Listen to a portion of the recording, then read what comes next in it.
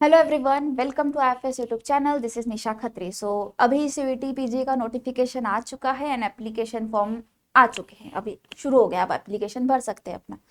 तो बहुत सारे स्टूडेंट्स अभी रियलाइज करेंगे कि मुझे सिलेबस देखना है, प्रिपरेशन स्टार्ट करनी है। तो यही बात मैं आज के वीडियो में आपको बताने वाली हूँ कि कौन सी चीज़ें तो आपको स्किप कर सकते हो एंड कौन सी चीज़ें डेफिनेटली स्किप नहीं करनी है।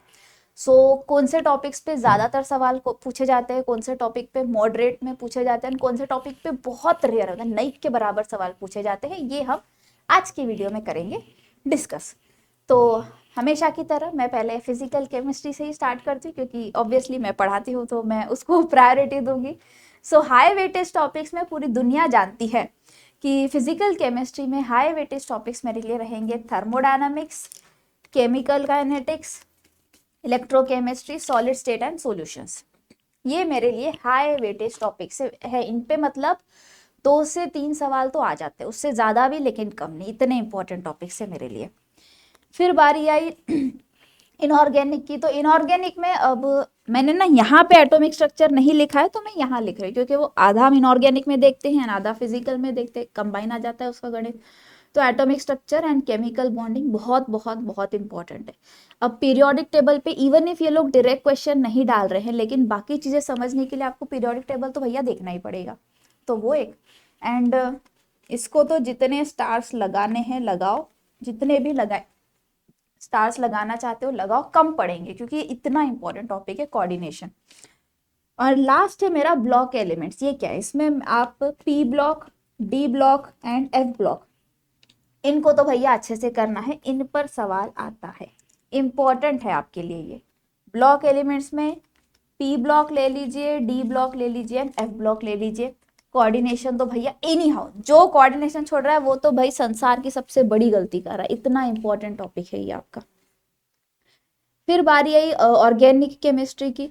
जीओसी, सवाल भी ज़्यादा आते हैं, इजी भी है, फेवरेट भी होगा बहुत सारे स्टूडेंट्स का। रिएक्शन जब शुरू शुरू होते हैं तो कुछ स्टूडेंट्स को अच्छा नहीं लगता है ऑर्गेनिक, लेकिन जीओसी सबका फेवरेट है। Even as a physical chemistry teacher मेरा भी फेवरेट है जीओसी। बाकी हाइड्रोकार्बन्स, हैलोजन डेरिवेटिव्स, इन पे थोड़ा ज़्यादा ध्यान दें। ऑक्सीजन नाइट्रोजन रिलेटेड टॉपिक्स पे आप थोड़ा ज़्यादा ध्यान दें। बायोमोलिक्यूल्स एंड पॉलीमर्स, भैया इजी टॉपिक्स हैं, स्कोरिंग टॉपिक्स है, बहुत ज़्यादा सवाल पूछे जाते हैं। Reagents, rearrangements and name reactions, सवाल इन पर आते हैं। पीक्यूआरएस टाइप आते हैं, मैं बहुत बार ऑलरेडी बोल चुकी हूँ।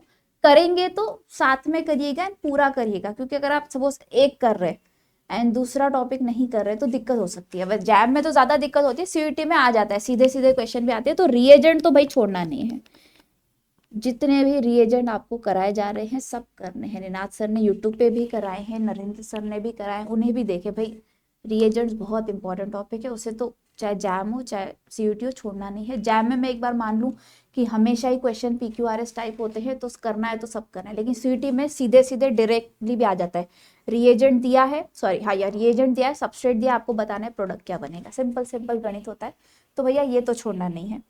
अब चलते हैं लो वेटेज की तरफ।